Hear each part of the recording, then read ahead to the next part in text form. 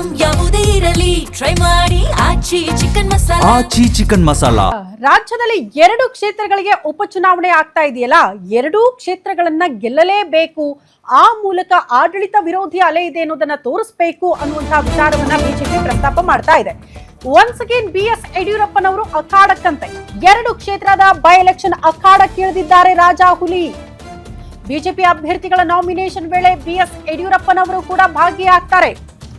ಬಿಜೆಪಿಗೆ ಅವರಿದ್ರೆ ಒಂದು ಬಲ ಅಂತ ವೀರಣ್ಣ ಚರಂತಿಮಾಟ ಶ್ರೀನಿವಾಸ ದಾಸ ಕರಿಯಪ್ಪ ಅವರು ನಾಮಿನೇಷನ್ ಅನ್ನ ಫೈಲ್ ಮಾಡೋ ಸಂದರ್ಭದಲ್ಲೂ ಕೂಡ BS ಯಡಿಯೂರಪ್ಪನವರು ಹಾಜರಿರ್ತಾರೆ. ಬೈ ಎಲೆಕ್ಷನ್ ಕ್ಷೇತ್ರದಲ್ಲಿ ಶಕ್ತಿ ಪ್ರದರ್ಶನ ಆಗುತ್ತೆ ಬಿಜೆಪಿ ಕಡೆಯಿಂದ. 2 ಉಪಚುನಾವಣೆ ಕ್ಷೇತ್ರದಲ್ಲೂ ಗೆಲ್ಲಲೇಬೇಕು ಅಂತ ಕಮಲ ಪಡೆ ಕಸರತ್ತು ಮಾಡ್ತಾ ಇದೆ. ಈ ಹಿಂದೆ ನಡೆದ 3 ಕ್ಷೇತ್ರಗಳ ಬೈ ಎಲೆಕ್ಷನ್ ನಲ್ಲಿ ಬಿಜೆಪಿಗೆ ಅತಿ ದೊಡ್ಡ ಸೋಲಾಗಿದೆ. ವಿಜಯೇಂದ್ರ ನಾಯಕತ್ವದಲ್ಲಿ ಬೈ ಎಲೆಕ್ಷನ್ ಅನ್ನ ಫೇಸ್ ಮಾಡಲಾಯಿತು. ಬಟ್ 3 ಕ್ಷೇತ್ರಗಳಲ್ಲಿ ಸೋಲಾಗಿರೋದ್ರಿಂದ ಅದು ಬೇರೆ ರೀತಿಯ ಮೆಸೇಜ್ ಕೊಟ್ಟಿತ್ತು ಅಂತ.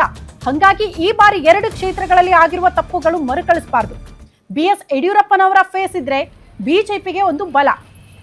ಬಹುತೇಕರು ಈ ಯಡಿಯೂರಪ್ಪನವರು ಮುಂಭಾಗ ಬಂದ್ರೆ ಅವರ ಮುನ್ನೆಲೆಯಲ್ಲಿ ಅಥವಾ ಅವರ ಮುಂದಾಳತ್ವದಲ್ಲಿ ನಾಮಿನೇಷನ್ ಫೈಲ್ ಮಾಡೋದ್ರಿಂದ ಮೋಸ್ಟ್ಲಿ ಲಿಂಗಾಯತ ವೋಟ್ ಬ್ಯಾಂಕ್ ಅನ್ನ ಹಿಡಿದಿಟ್ಟುಕೊಳ್ಳುವ ಪ್ರಯತ್ನ ಆ ಮೂಲಕ ಆಗಬಹುದು ಬಿಜೆಪಿ ಪಾಳ್ಯದಲ್ಲಿ ಅಂತ. ಹಂಗಾಗಿ ನಾನಾ ವಿಚಾರಗಳು ವರ್ಕೌಟ್ ಆಗುತ್ತೆ ಯಡಿಯೂರಪ್ಪನವರು ಮುಂದೆ ಇದ್ದಾಗ.